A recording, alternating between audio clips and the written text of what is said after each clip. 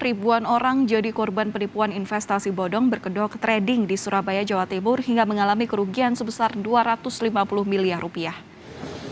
Mereka ialah korban dari mahasiswi asal Lamongan, Jawa Timur, Samudra Zahrotul Bilat, yang diduga menipu ribuan korbannya dengan modus menawarkan keuntungan hingga 50% lewat investasi trading.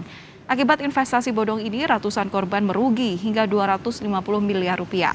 Meski pelaku sudah ditahan polisi, para korban tetap menanti uang mereka dikembalikan.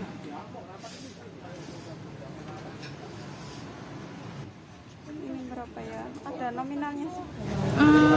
10 juta bisa naruh di saya itu 10 juta. Bahkan yang reseller itu ada kerugian 900 juta juga. Kalau total keseluruhan berapa Mbak sampai? Kalau saya keseluruhan itu 8M itu uang member dan 2M uang pribadi saya.